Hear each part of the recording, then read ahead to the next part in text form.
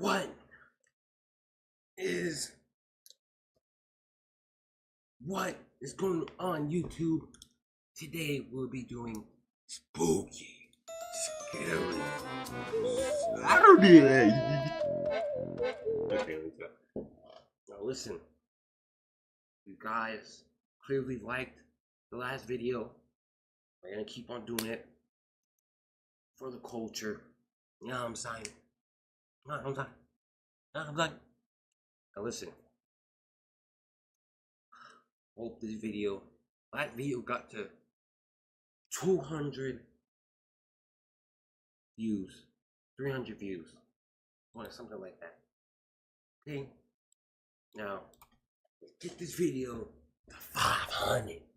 Let's go. And without further ado, on to the first video.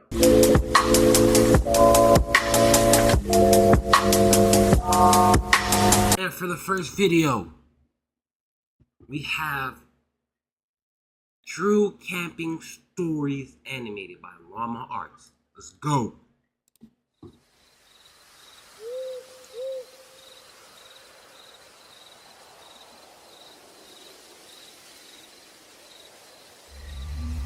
So me and a couple of my buddies went camping last summer alongside the Willamette River. We actually had a decent hike into the deep end of woods. Already starting off. Look at brother's chin. He got a lemon chin. You know the little lemon? Dracula's wife. We did some night fishing, listening to music, and basically drank to the point where everything was funny later in the night. I would guess we finally called it a night somewhere past 2 a.m. I shared a tent with one of my buds, while the other two shared another tent. We heard them laughing about something. At first we laughed at the sound of their laughing, but it soon got annoying and we yelled for them to shut up. One of them responded, "It isn't us." I sat up, startled at the response. I came to realize that it was the sound of only one person laughing, and it didn't sound like either one of my friends. Even in my drunk state, I realized how odd it was for somebody to be out this far in the woods so late at night. The laughing gradually got closer and louder to our campout. My friend shot up and looked at me with a worried look on his face. I heard my other friends scream over to us that they were getting freaked out. As the laughing got even closer, I could make it out very clearly to be the laugh of a male, probably in his 30s or 40s. He sounded like he was as drunk as us, messing around with friends, but we only heard his laugh, nobody else. There was something indescribably creepy about his laugh too, as if it was missing something to it. You had to be there to understand what I mean. The laughing was now just at the edge of our campsite, but we couldn't hear any footsteps at all. Now that may not seem like a big deal. It was impossible to move through that without making noise. And finally, all of a sudden, the laughing stopped completely. We had no idea where whoever that was standing, as he hadn't made a single stepping sound. We sat there in silence looking at each other. My friend was clearly freaking out, but he was keeping it together the best he could. Finally, something broke the silence. The sound of something rubbing against the cottony fabric of the tent. We saw the outline of a hand through the moonlight, pressing on the tent. We both screamed at the top of our lungs before getting out of the tent. We ran as fast as we could through the woods. Our other friend... Why are they running like that? What the heck? ...was following us. After about 5 minutes of running, we somehow found our car. I actually puked from running so much before taking the wheel. I don't condone drinking and driving, but I still believe we were just in this situation. By far the most horrific experience of my life. No idea who or what the hell that was, or what they wanted. Wow. Wow. Whoa. What's that? Wow. I just built a budgeting app and... Wow. That was crazy. Hey, like, I see that happen to me. What?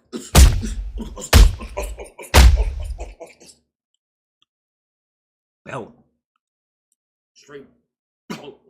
Oh. Sorry, spelling you guys. Well, without further ado, on to the next video.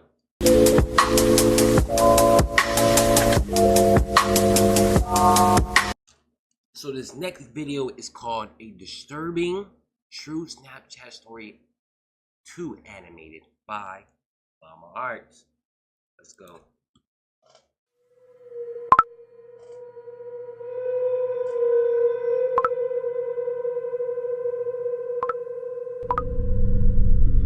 This is a short but terrifying story of something that happened when I was Snapchatting a friend. I'm pretty young, I'm only 13, still in middle school. A girl I really liked had just recently started snapping me selfie pictures, and we started messaging. What is this burger? It's not a burger, this is a booger. This is a booger. What the freak? That look like just straight trash. Trash. Trash. Each other for a few nights.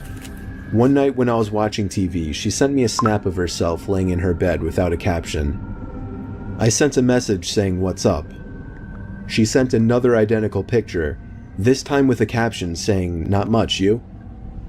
She set the timer to 10 seconds, so it gave me plenty of time to analyze the picture, including her bedroom in the background, and the dark outline of a person standing by her window. I quickly sent a response message saying, "Is that your brother by the window?" She sent Babe?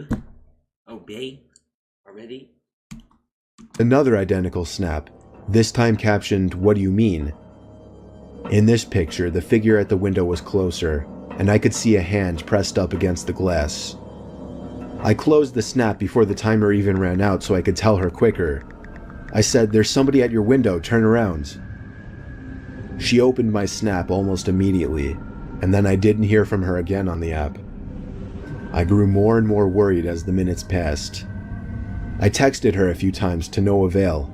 I tried calling her a few times to no avail as well. I didn't know her house phone number, otherwise I would have called her parents.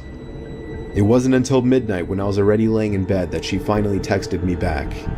She explained the whole situation. As soon as she looked at her window and saw the person standing there, she screamed, and that caused the person, who turned out to be a 20-something-year-old man, to open the window and jump into the room.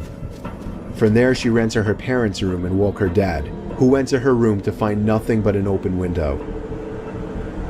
It wasn't exactly a personal story of mine, but it freaks me out nonetheless, knowing that the only thing that saved my friend from whatever could have happened was the fact that I was able to see the window through her selfies, unbeknownst to the creeper at her window.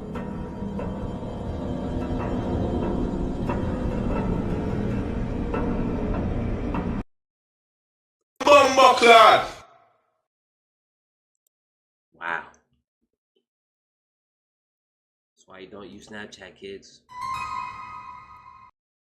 That's why you don't use Snapchat.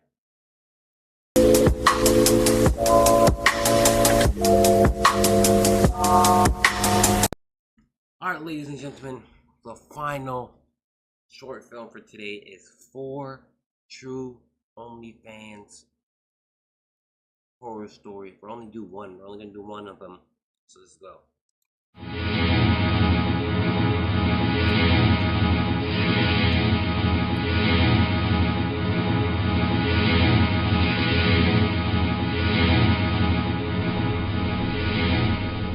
I was in my early 20s and was unfortunately unemployed.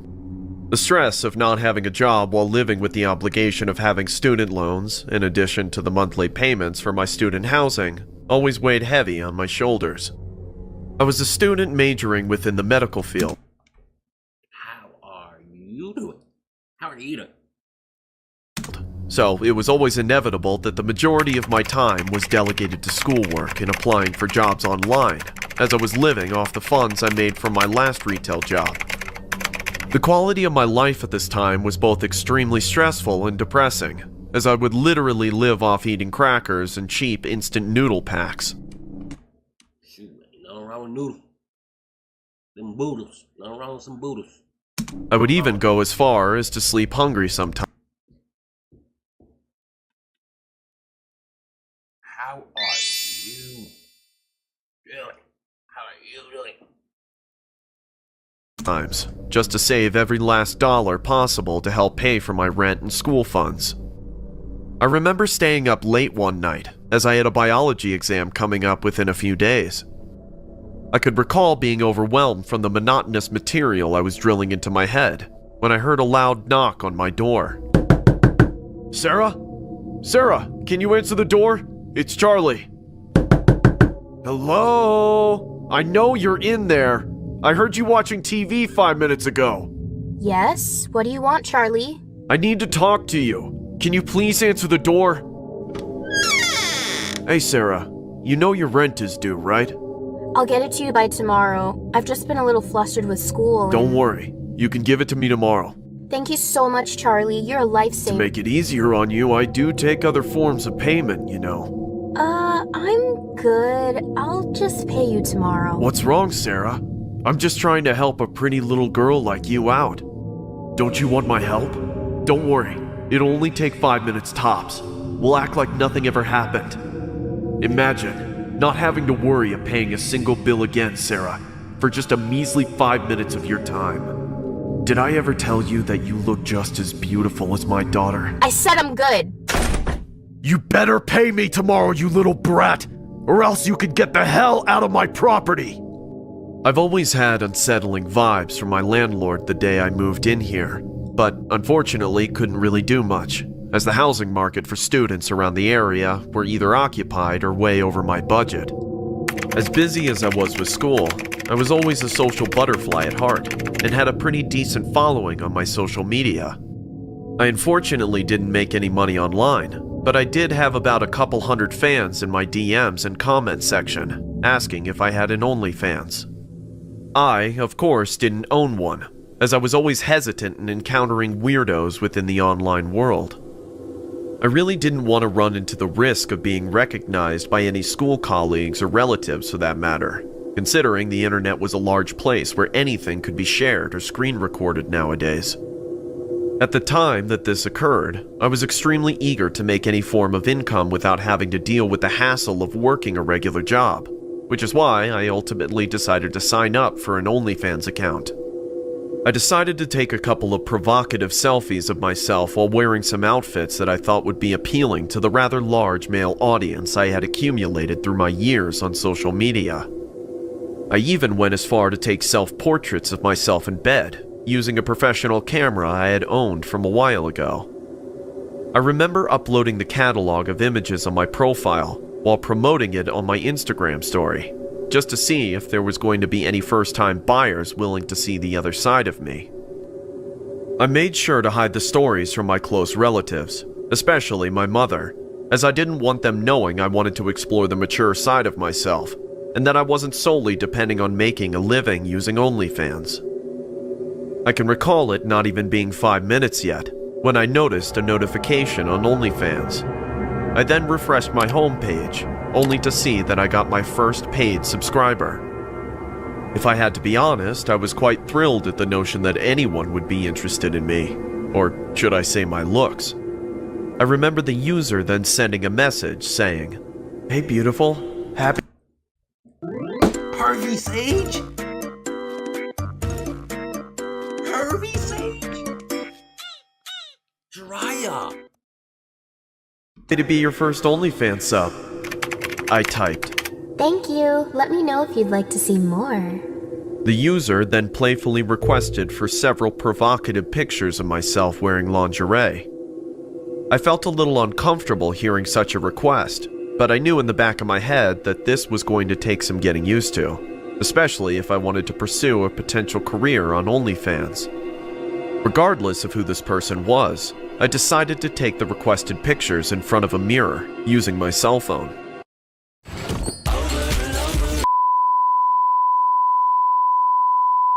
Alright, Chad, I'm so sorry. I can't afford YouTube Premium. I then uploaded the images onto my laptop and charged the man a lump sum of $50 per photo. The man then responded, "I want to be your one and only customer forever." I obviously found this a bit alarming, but casually brushed it off by telling the user I was going to go study and that I was going to catch him later. I then made my way to the kitchen to make some instant noodles, while resuming the dreadful exam preparation I had procrastinated on since the beginning of the day. I remember studying for at least a good 2 hours straight before calling it a night.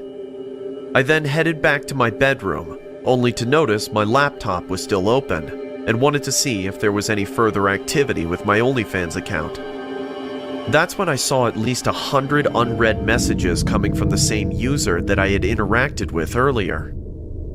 The messages varied from things like, "Where are you?" to, "Hello? I've been waiting for you for hours now," to really aggressive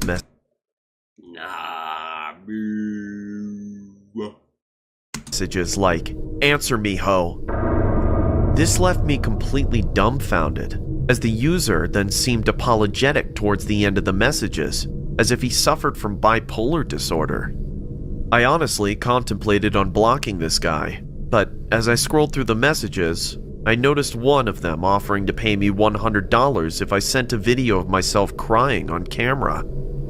I couldn't tell if this guy was joking or if it was some sort of sick fetish of his, but I decided to oblige as I really needed the money.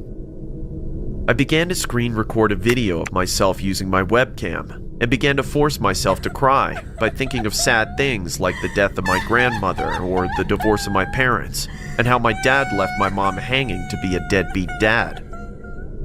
I eventually stopped the filming and sent the video to the user for a price tag of $100. About 5 seconds later, the user immediately sends another odd request, as if he disregarded my last video and was craving for more. The message read, "Can you stick your finger down your throat and vomit in a bucket? I'll pay you." What? What? Who does that? Really, dude? Really? Another $100. What the hell? What a freaking weirdo.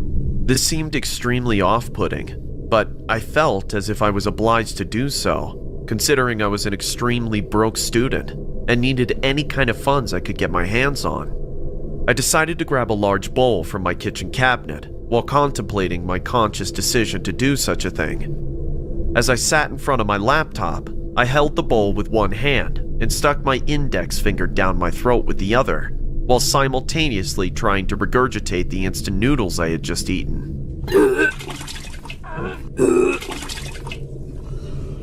I then sent the user the video with a price tag of $100. Again, the user instantly replies in a matter of seconds with another odd request. His message read, "Cut a handful of your hair off using a knife, and I'll pay you $200. I felt pretty hesitant at first, but as I digested the odd request, I thought it would be an easy $200, considering how I always wanted to get a haircut anyway. I responded with a stern, "Sure, BRB," as I went into the kitchen to grab a knife from one of the kitchen drawers. As I stared into the reflection of the blade, I began second-guessing myself, as the thought of sadistically tearing my hair off with a blade seemed very inhumane. I unfortunately allowed my stupidity to completely overcloud my judgment, as I ended up biting on a piece of cloth while raising my hair with one hand, and then slowly cutting it off with the knife on my other hand. I remember trying my best not to make too much noise from my repugnant decisions, as the sheer distress from the back and forth carving of my hair left my scalp throbbing in an excruciating manner. I then shouted, "There's your stupid video, you sick freak!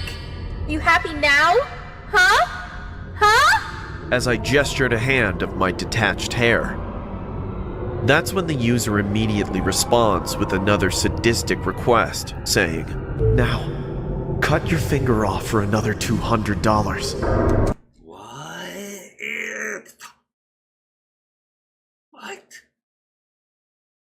I immediately dismissed the user using profanities and vulgar language, basically telling him to go F himself, as I simultaneously block his account. I then went into the washroom and began to sit in the bathtub to reflect on my bizarre decisions and what possessed me to do such a thing. I could then hear my phone vibrating on the bathroom sink several times from the notifications set on my phone. As I got out of the shower, I checked my phone, only to see the notifications were from a user with the same profile name on Instagram. I could tell that the user was obviously a stalker, as he had no followers, but was following at least a couple hundred others. I then opened the user's messages, only to see screenshots and video footage of what transpired within our OnlyFans interaction. As I scrolled up, I noticed a lengthy message from the user asking me to bring a knife to an undisclosed location if I didn't want him to send this to anyone else, almost like I was getting taunted and blackmailed at the same time. I ended up accepting the user's messages and replying with a firm, I'm gonna sue you if you don't delete those images and videos. He then responds with an image of my mother's Instagram and says, "Is this your mom's Instagram?" I then reply with, What the f***? Don't do it! I'm begging you! "Go to the park now!" Okay, fine, you win. I'm leaving right now, you freak! That's when I tucked the knife underneath the band of my legging. Hey. Sing, sing, sing, sing, sing, sing, sing, sing, sing, sing, sing.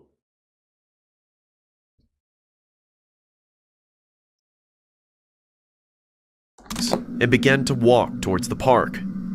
I then text the user for further instructions as I surveyed. She's already cooked. She's cooked. She's cooked. She's cooked. You are by yourself. You're cooked. Brewski, you are cooked, Brewski. My surroundings at the park, only to see a homeless-looking individual laying on a bench. That's when I get another text from the user saying, "Since you didn't want to cut your finger off, cut his, and I'll leave you alone."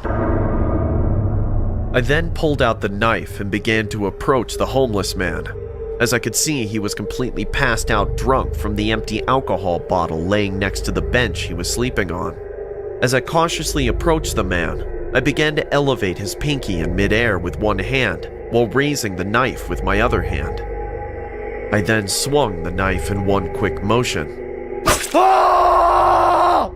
That's when I ran back towards the main road as the man screamed. Why is she walking like that?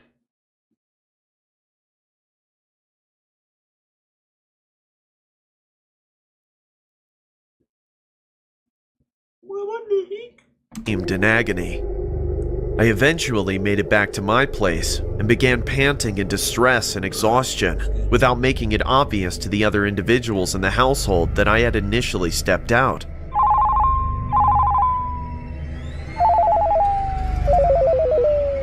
I then abruptly got a call on my cell phone. I was a little hesitant to answer the phone, considering I had not given out any personal information to the user. As I pull out my phone, I can see that the call was surprisingly coming from my mom. I answered the phone and said, Hello? What the hell is wrong with you, Sarah? Why would you do that? Why? Have you freaking lost your damn mind? You're all over the damn internet!